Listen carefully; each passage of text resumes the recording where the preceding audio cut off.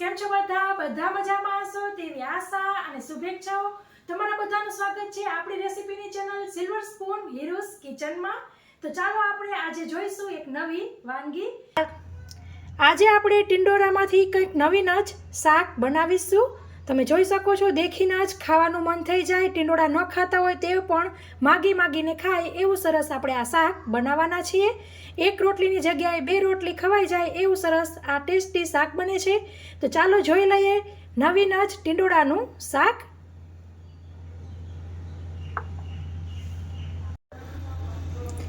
સૌપ્રથમ આપણે આવી રીતના ટિંડોરા લેશું।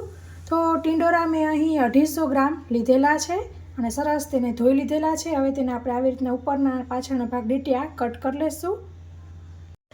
તો ટિંડોરાને કટ કરી લીધા છે। તમે જોઈ શકો છો આવી રીતે ગોળ ગોળ રિંગમાં કટ કરવાના છે। આ દર વખતે આપણે ચીરિયા કરીને કરતા હોય છે, તો આજ વખતે નવીન જ આપણે સમારીશું। તો આવી રીતે આટલી સાઈઝમાં કટ કરેલા છે। તો હવે આને આપણે સાઈડ ઉપર રાખીશું, આગળ વધી બીજી પ્રોસેસમાં। પછી આપણે આવી રીતના એક એવી મીડિયમ ડુંગળીને આવી રીતે ઝીણી કટ કરી લેશું। પછી આપણે આવી રીતના એક મરચાંને ઝીણું કટ કરી લેશું। તો આવી રીતે જ ડુંગળી ભેગું કટ કરી લીધું છે। તમે ડુંગળી જોડે મોટું મરચું હોય તો તેના ભેગું જ ક્રશ ચોપ કરી શકો છો જ્યારે ડુંગળી કટ કરો ત્યારે જ। પછી આપણે કઢાઈ લેશું અને તેની અંદર તેલ ઉમેરીશું। 3 ટેબલ જેટલું તેલ આપણે લેશું। પછી તમારા ઘરમાં જે પ્રમાણે ખવાતું હોય તે પ્રમાણે વધઘટ કરી શકાય। તેલ આપણું ગરમ થાય એટલે તેની અંદર ઉમેરીશું 1 ટીસ્પૂન રાઈ। રાઈ સરસ તતડે એટલે આપણે તેની અંદર ઉમેરીશું જીરું। સરસ ફૂટવા દેવાની છે। તો આવી રીતના સરસ તતડે પછી જ આપણે જીરું ઉમેરીશું 1 ટીસ્પૂન। ગેસની ફ્લેમ ધીમી કરી લેવી। થોડાક એવા મેથીના દાણા 1/4 થી ઓછા એવા, અને પછી આપણે લસણ મરચું ઉમેરીશું। લસણ મરચું અડધી ચમચી લીધેલું છે। આપણે લસણને મરચાં જોડે વાટી લીધેલું છે અને સાથે જ આપણે ઉમેરી દઈશું ડુંગળી અને મરચીની કટકી।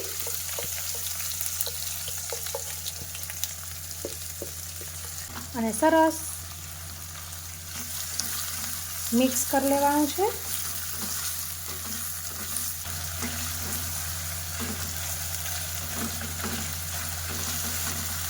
4 થી 5 કળી લસણને 1 ટીસ્પૂન જોડે વાટી લીધેલું। થોડીક કોથમરીના દાંડલા હોય તે ઉમેરેલા ખાંડતી સમયે। તો ડુંગળીને આપણે સરસ ચડવા દેશું। તો તેના માટે આપણે આવી રીતના 1 મિનિટ માટે મીડિયમ ફ્લેમ પર કૂક કરીશું, જેથી ડુંગળી જલ્દી ચડી જાય। તો આપણી 1 મિનિટ થઈ ગઈ છે। ખોલી લઈશું અને સરસ મિક્સ કરી લેવું।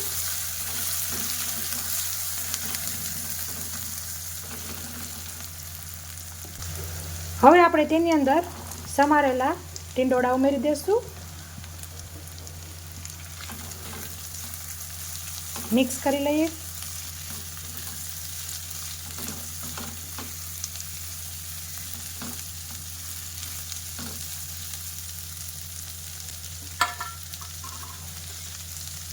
આવી રીતના થોડુંક મિક્સ કરીને તેની અંદર ઉમેરીશું 1/2 ટીસ્પૂન હળદર, 1 ટીસ્પૂન ધાણા જીરું, 1 ટીસ્પૂન લાલ મરચું,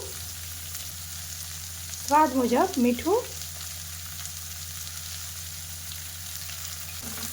મસાલાને આપણે મિક્સ કરી લઈશું। ગેસની ફ્લેમ કન્ટિન્યુ મીડિયમ જ રાખવાની છે।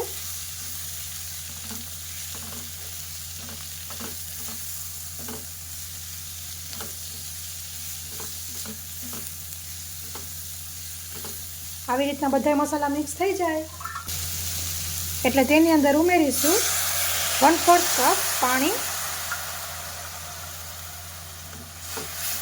મિક્સ કરી લેશું।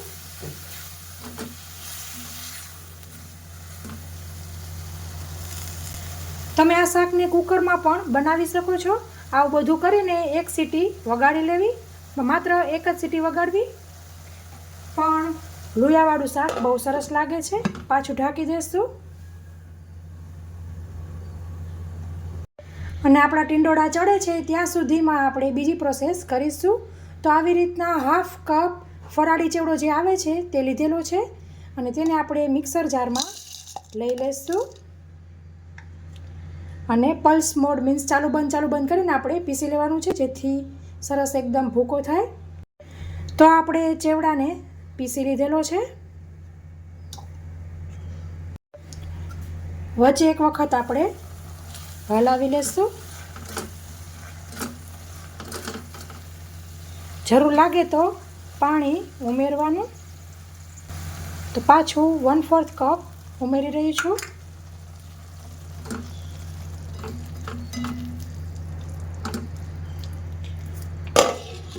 પાછું ઢાંકી દેશું.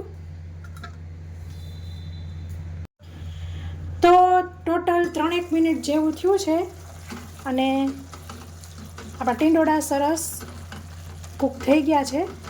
અહીં તમારે કેવા કૂક કરવા છે, એકદમ ગળી ગયેલા જેવા કે આમ સાવ પાકા કુકરમાં સીટી મારી હોય એવા કે સંભારા જેવા, તે તમારા પર આધાર રાખે છે.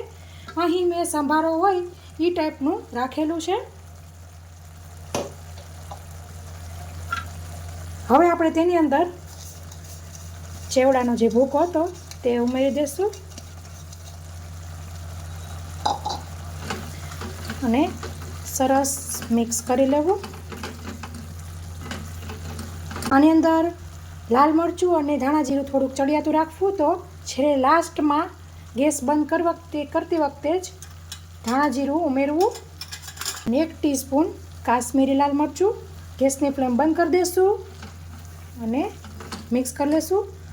અહીં જે ચેવડામાં થોડીક ગણપણ હોય તે જ ગણપણ રાખેલી છે. તમને થોડીક ખાંડ કે ગોળ ઉમેરવો હોય તો તમે ઉમેરી શકો છો અને તમે જોઈ શકો છો સરસ એકદમ પાણી બધું પી ગયું છે.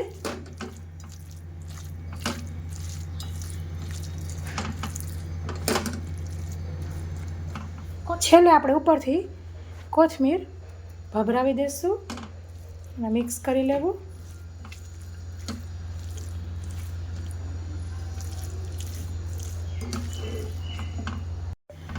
તો હવે આપણે તેને સર્વિંગ બાઉલમાં લઈ લઈશું.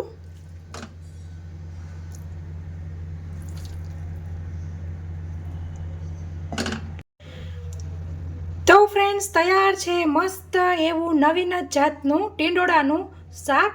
અને આ શાકને તમે ડ્રાય શાક પણ કહી શકો છો. તમે મુસાફરીમાં પણ લઈ જવું હોય તો લઈ જઈ શકો છો. એટલું સરસ ટેસ્ટી બને છે. તો આશા રાખું છું કે તમને મારી રેસીપી જરૂરથી પસંદ આવી હશે. પસંદ આવી હોય તો લાઈક કરજો, તમારા પરિવાર મિત્રોમાં શેર કરજો. આશા રાખું છું કે તે લોકોને પણ પસંદ આવશે. તો ફરી મળીશું. તો આ વિડીયોમાં આટલું જ. ફરી મળીશું નવી રેસીપી સાથે. ત્યાં સુધી આવજો. Thank you. બાય. જય શ્રી કૃષ્ણ.